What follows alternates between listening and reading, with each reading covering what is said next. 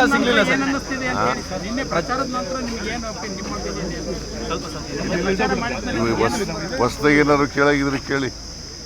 ನಿನ್ನೆ ಪ್ರಚಾರಕ್ಕೆ ಹೋಗಿದ್ರಿ, ಪ್ರಚಾರದಲ್ಲಿ ಏನಾಯ್ತು?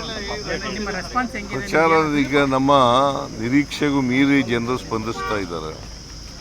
ನಮ್ಮ ನಿರೀಕ್ಷೆಗೂ ಮೀರಿ ಜನ ಸ್ಪಂದಿಸ್ತಾ ಇದ್ದಾರೆ.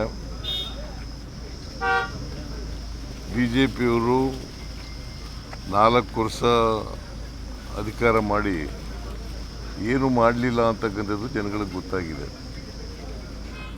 ಅವರು ಏನು ಅಭಿವೃದ್ಧಿ ಕೆಲಸಗಳನ್ನು ಮಾಡದೆ ಬರೀ ಲೂಟಿ ಹೊಡೆದ್ರು ರಾಜ್ಯನ ಅಂತಕ್ಕಂಥದ್ದು ಮತದಾರರ ಮನಸ್ಸಿಗೆ ಬಂದಿದೆ. ನಾವು ಮಾಡಿರ್ತಕ್ಕಂಥ 5 ಗ್ಯಾರಂಟಿ ಯೋಜನೆಗಳು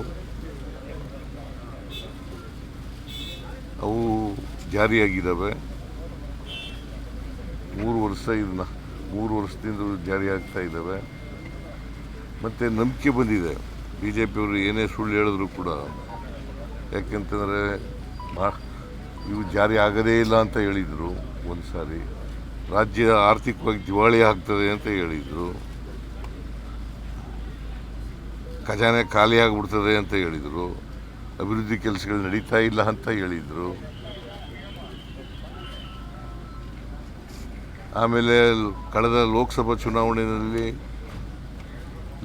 ಚುನಾವಣೆ ಆದಮೇಲೆ ನಿಲ್ಲಿಸ್ಬಿಡ್ತಾರೆ ಅಂತ ಹೇಳಿದರು. ಈಗ ಮುಂದುವರಿಸ್ತಾ ಇದ್ದೇವೆ. ಪ್ರತಿ ವರ್ಷವೂ ಕೂಡ ಸುಮಾರು 52,000 ಕೋಟಿ ರೂಪಾಯಿಗಳನ್ನು ಖರ್ಚು ಮಾಡ್ತಾ ಇದ್ದೀವಿ. ಪ್ರತಿ ವರ್ಷವೂ ಕೂಡ 52,000 ಕೋಟಿ. ಮಾರ್ಚ್ 24ರವರೆಗೆ 1,31,000 ಕೋಟಿ ಖರ್ಚು ಮಾಡಿದ್ದೀವಿ. ಮಾರ್ಚ್ 31ರವರೆಗೆ 1,31,000 ಕೋಟಿ ಖರ್ಚು ಮಾಡಿದ್ದೀವಿ. ಅದರಿಂದ ಇವು ನಿಲ್ಲ ಪ್ರಶ್ನೆನೇ ಇಲ್ಲ. ಇವನ್ನು ಮುಂದುವರಿಸ್ತಕ್ಕಂಥ ಕೆಲಸ ಮಾಡ್ತೀವಿ. ಸೊ ಇವೆಲ್ಲ ಜನಗಳಿಗೆ ಗೊತ್ತಾಗಿದೆ.